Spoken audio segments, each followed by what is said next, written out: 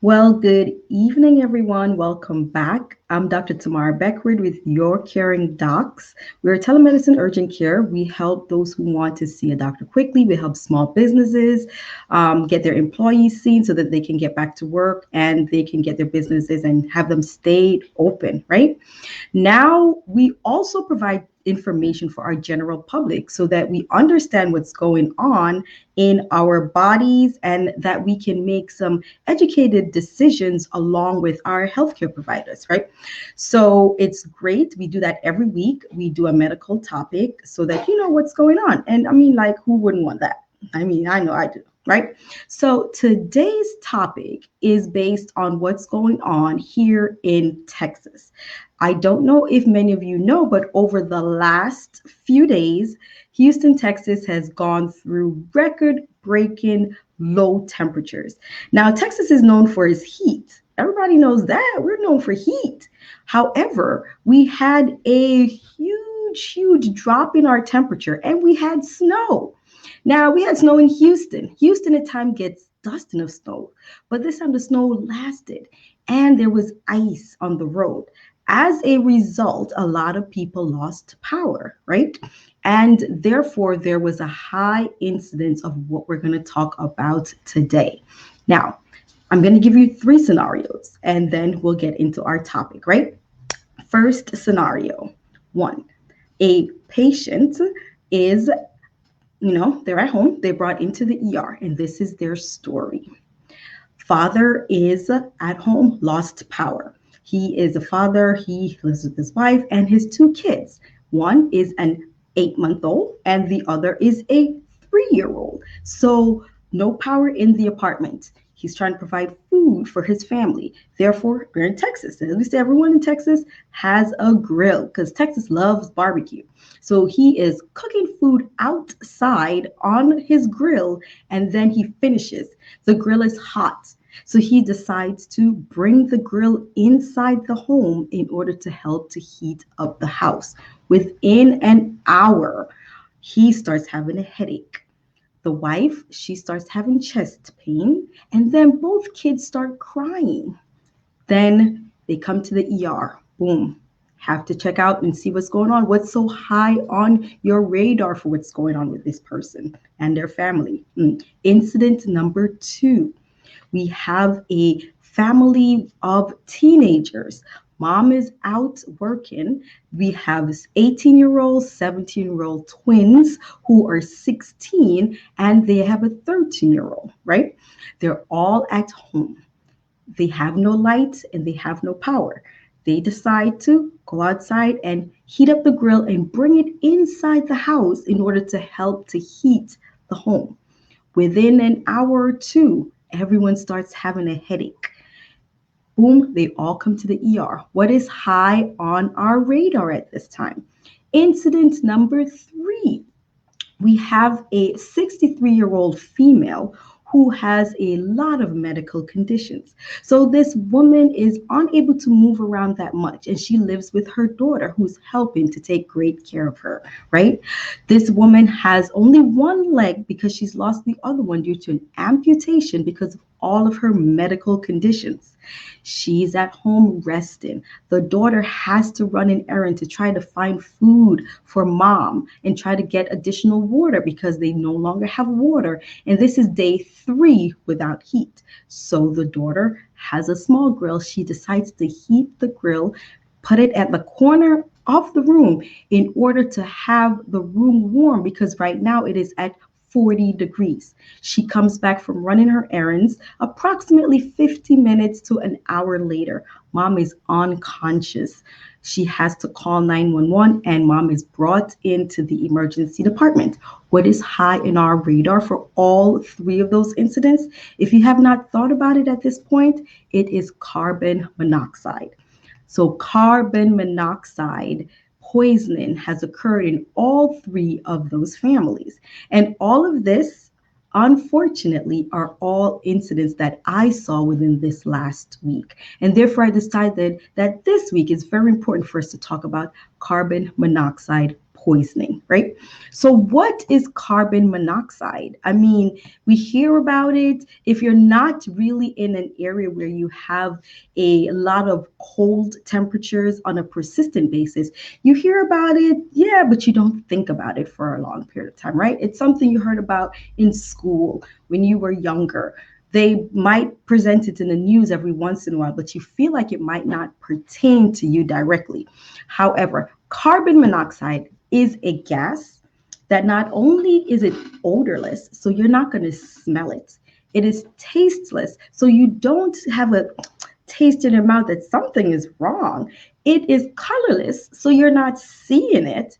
And most importantly, it is a non irritating gas. So when it's around you, it's not going to irritate your nostrils. It's not going to irritate your throat. You're not going to sneeze. It's not going to produce any of those. So that's what makes it so dangerous. And that's why it's called a silent killer, right? So it is formed usually by burning fuel. As we discussed in all three of those incidents, the fuel that they used was charcoal because they had their grill. So you can burn gasoline and it comes off of that. So it's a byproduct of that combustion. And it can be done by wood. Like we said, wood turns into charcoal. So, you have the wood grill, you have the charcoal grill, and you might have like a gas furnace, propane, gas tank, all of those. If you're in an area where it's not well ventilated, that means that if it's inside the house in a closed environment, then you unfortunately are at risk for carbon monoxide poisoning, right? So, with carbon monoxide poisoning, why does it occur?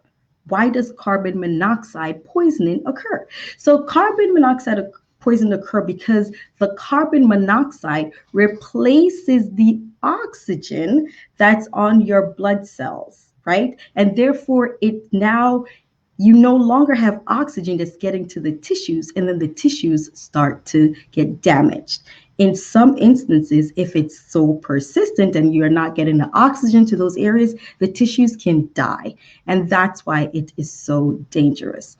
So, how is it? So, I have here a carbon monoxide. This is our regular red blood cells, right?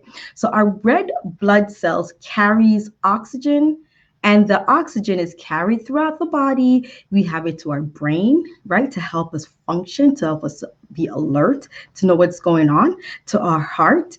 The oxygen gets to the tissues of our heart. We get the heart beating and it's doing everything it should naturally do.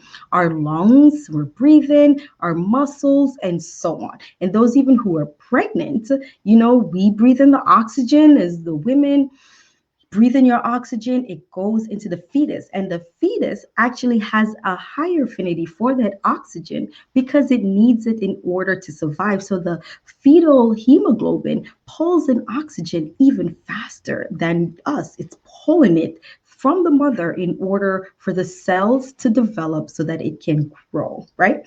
Now, when you have carbon monoxide, unfortunately, carbon monoxide can replace the oxygen within those red blood cells because the carbon monoxide, it has a higher affinity, it's over 200 times more that oxygen off and sit on that red blood cell area, on the hemoglobin, and therefore the red cells are carrying carbon monoxide throughout the body instead of carrying what?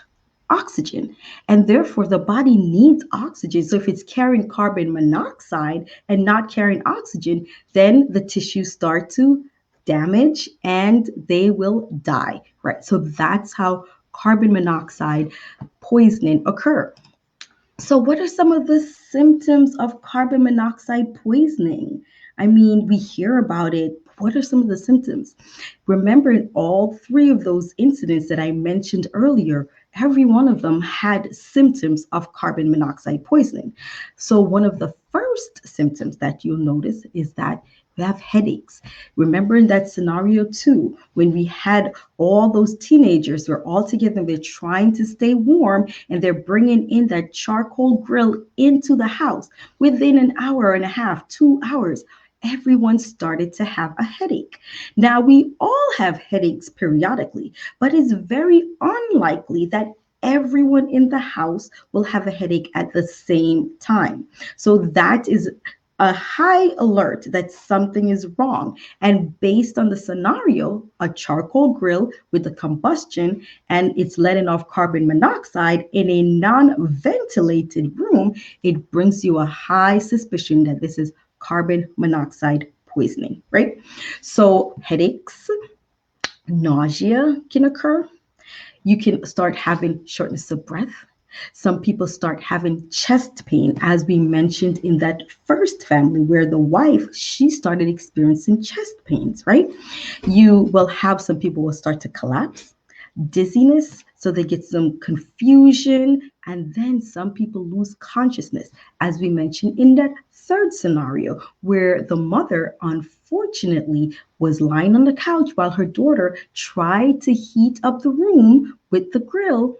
When she came back, the mother was unconscious, right? So, those are some of the symptoms of carbon monoxide poisoning. Now, what are some of the complications of the carbon monoxide poisoning? So, it occurs within the body, and therefore, let me see if I can bring this screen up. Let me share it again. All right. So you start to have brain damage, right?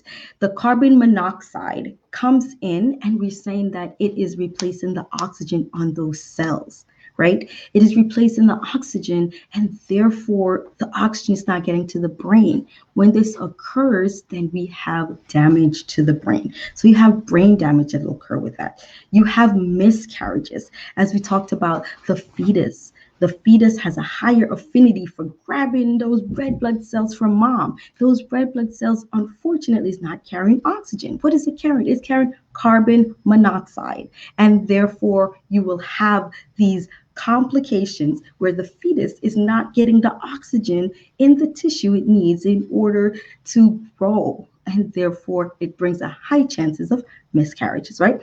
You can have heart complications, as we mentioned. Oxygen is not getting to the heart. Tissue does not get oxygen, it gets damaged. And if after a long period of time, you're no longer receiving oxygen to that tissue, the tissue will die. Okay? And therefore, it can cause complications. And then, of course, death. Death can occur with that. So, what are some of the sources of carbon monoxide in the home? Now, we've talked about one of the sources here in all three of those examples that I laid forth, and that was operating a grill indoors, right? You're operating your grill indoors, it can lead to that. Now, if you think about the scenario with all three of those families weren't operating the grill indoor because they were having a party. They were doing it because they were trying to produce heat, because they're in a situation where they had no heat. And after a few hours, and at that point, for some of them, days, the home was cold, 40 degrees. So they felt that they ran out of options, and probably not understanding how carbon monoxide is, like, how it occurs, what are some of the causes, and what are some of the damages that occurs with carbon monoxide. They thought it was a good idea to bring a grill indoors, and having an operating a grill indoors is a high chance of you getting poisoned by carbon monoxide, which is a byproduct of those combustion, right? So another one is having your car. So we've had deaths that has occurred within Houston. For it was a woman and her daughter were in the car trying to generate heat by running the car. If you're running the car in an enclosed environment like your garage, carbon monoxide is a byproduct of that combustion. As we mentioned, carbon monoxide, it's odorless. It's non-irritating. So you're not going to be noted that your throat or your nostrils are being irritated by a gas, right? It's odorless, it's tasteless, it's colorless. So this, especially if you're doing all of this and you go to sleep, you might not wake up, right? Portable generators. We've had people running their generators inside the garage. Therefore, the generators with the combustion, high chance of you having carbon monoxide poisoning, right? So you have to try to run all of these instruments outdoors in a well ventilated area in order to reduce the chance of carbon monoxide poisoning. Water pipes, kerosene gas, and gas heaters, which, I mean, you're trying to generate heat, right? But these are things, if you're not in a well ventilated area, increases your chance of carbon monoxide poisoning. If you have a range stove, some people try opening their gas stove, the oven, to try to produce heat. If you've had a range stove that's not been properly installed, then with the combustion byproduct, carbon monoxide, therefore carbon monoxide poisoning occurs, right? And another way, we're generating heat by using the gas or the wood in our chimney. Now, if the chimney is open and all of the smoke and the combustion can go out through the chimney, then that's usually okay. However, if there's anything that's blocking the chimney, right? So it's not well ventilated, and that's our biggest word in addition to this, right? You have to be in a ventilated space, then you risk the chance of getting carbon monoxide poisoning, right? So these are all things that we have to keep in mind in order to be safe and to not be exposed to carbon monoxide unknowingly because of the lack of understanding of how it's produced and the way that it acts within the body. So now, who is at risk? We talked about pregnant women. Now, why? We also talked about that because of the fact the fetus has a higher affinity for the red cells. It needs it to survive. It needs it in order to grow, in order to become that baby, in order for you to have that love and joy of delivering that baby. However, the carbon monoxide has a higher affinity to the fetal cell. So the fetus is pulling all that from the red blood cells from mom, and it's going to pull a higher amount of carbon monoxide, and therefore it can cause miscarriages, as we mentioned. Children, why? Because children are breathing faster. Like you and I, we might breathe like maybe 12, 15 breaths per minute. But children, they breathe faster. Why? Their lung capacity and everything is smaller than the adults. So they're breathing a little bit faster. The elderly are at risk for carbon monoxide poisoning too. They're older, they might have a lot of comorbidities, and therefore they're at risk. As we also mentioned in that third scenario, when that mother whose daughter unfortunately left that charcoal grill in the house, that mother had a lot of comorbidities, right? She had one leg that was amputated, so she wasn't really moving around. She had heart disease and all these other issues. Now that leads us to our next risk factor, chronic heart disease. Now, if you have chronic heart disease, you're already at damaged heart. And we talked about the blood carrying the oxygen to the tissues. And if we are not able to carry the oxygen to the tissues, you're going to damage it even further. Those who are intoxicated or unconscious. If you are intoxicated, unconscious, such as, say, if you're by an explosion, right? And there's a fire, you're unconscious, you're there, you're breathing in those fumes. And you're already unconscious. There's nothing to alert you. There's nothing to let you know that you need to wake up. Why? Because it is odorless, tasteless, and it's a non-irritating gas. So you're just breathing everything in and you might not wake up. Or if you do, you might end up having some of those things which are brain damage, right? So how is carbon monoxide diagnosed? Like how is carbon monoxide poisoning diagnosed? So the thing that will alert you first to knowing what's going on is what the history. As we mentioned in all three of those scenarios, in the beginning, we have three families who brought charcoal grills into the house that was a non-ventilated space, and they're having symptoms. So when you hear that, you have to think, these families are at risk for carbon monoxide poisoning, right? Why is this occurring? Because it's one, a winter month, even though it's Houston, Texas, where we don't normally have very frigid temperatures, single digit temperatures with the wind chill factor of 4. In Texas, there's some places whose wind chill factors might have been 0 degrees. They're not used to having those cold temperatures. So you have to think, well, what is it that people are going to do in order to stay warm, and keep that in mind and have a high suspicion that someone might be at risk for carbon monoxide poisoning. The next thing were the symptoms, right? You're having the vomiting, some people are having the headaches. Everybody in the family is having headaches at the same time. A family of 5. Now, we will have a family of 5, but not all 5 people are going to have a headache at the same time, right? When this is happening and you're in an area where there's a natural disaster or an area where everything's cold, people are trying to stay warm, they're using particular devices such as their generators, but they have it, everyone is staying in the living room with the generator in the living room because they're trying to stay warm. The generator is going to have the combustion, and the combustion, what? We have carbon monoxide, right? So we have to keep all of that in mind. Now, what's very important, and this is the reason why I put this in our slide, is we've been talking about COVID and about our pulse oximeters, right? Now, pulse oximeters are not going to be able to detect the accuracy of oxygen within our blood if you have been inhaling carbon monoxide.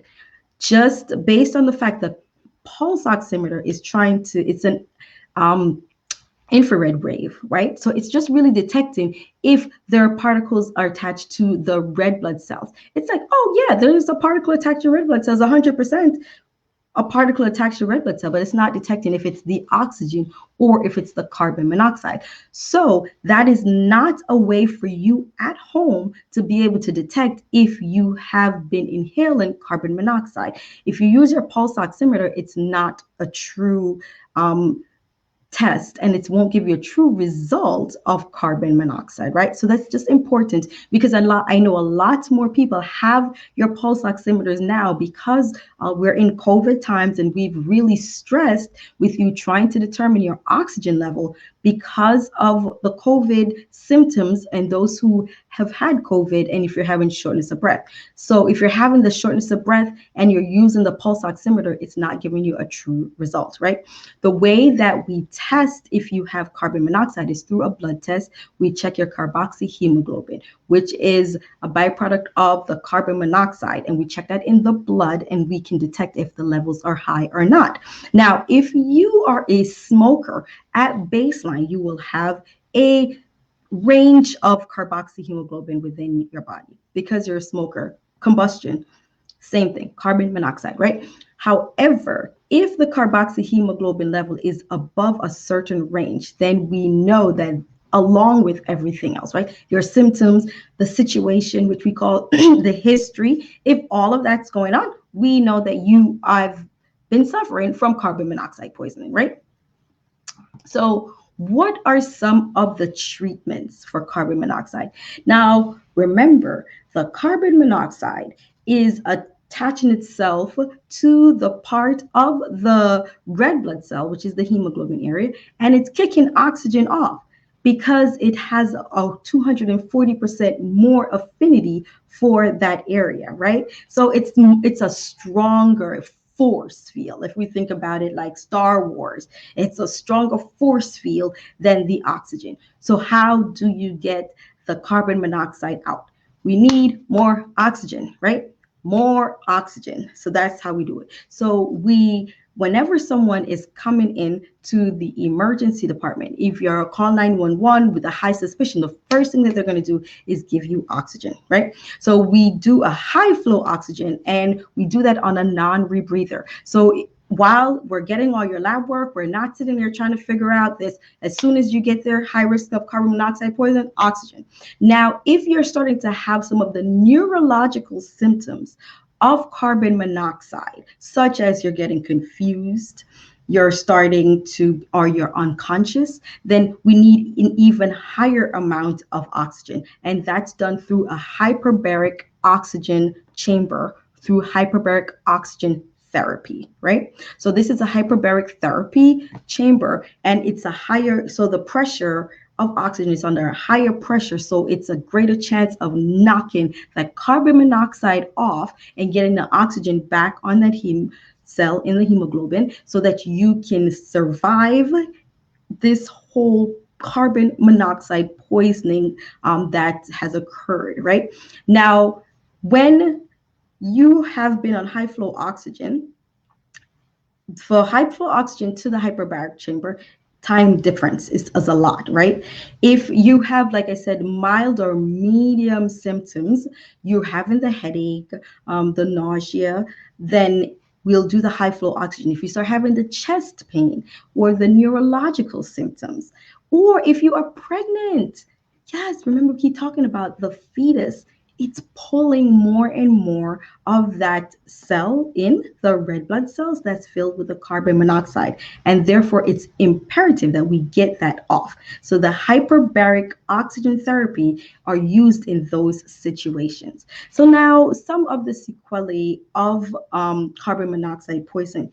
If you have had the carbon monoxide poisoning, especially if it's caused any type of neurological symptoms, then you're at a higher risk of having some of the sequelae of it later on, such as within 3 days or even 6 months or so. You might start, still have confusion every once in a while. You might become depressed.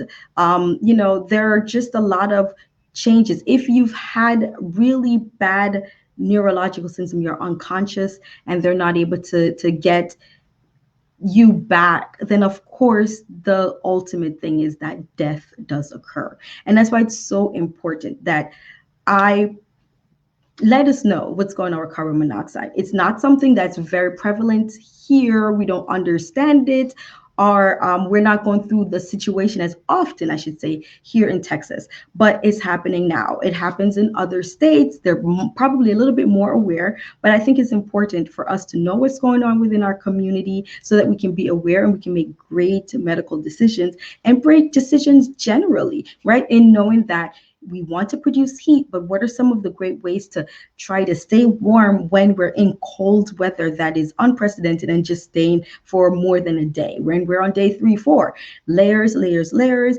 And as one of my colleagues, Dr. Liz Edelstein, she mentioned, she's a wilderness medicine specialist. She mentioned isotonic exercises. So what are isotonic exercises? Those are exercises where you're not really jumping around that much, but like, for example, plank. When you're doing the plank, right? So your plank, so your body's generating heat during those exercises. So you're generating heat when you're staying warm with layers.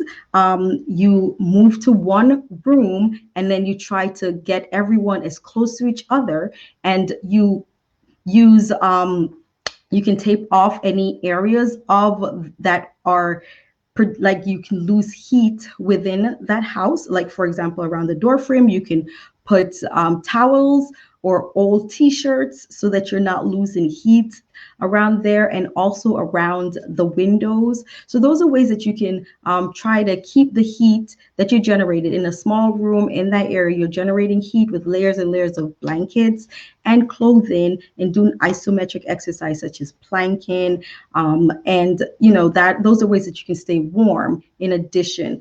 So I hope all of this really made sense, and I hope that you understand the dangers of carbon monoxide, how it occurs, what are some of the symptoms, how it's treated, and how we test for it. And also recognizing that our pulse oximeters that we have at home is not giving you an accurate reading of oxygen levels at this time, right?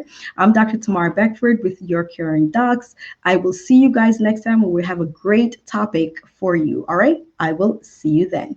Take care.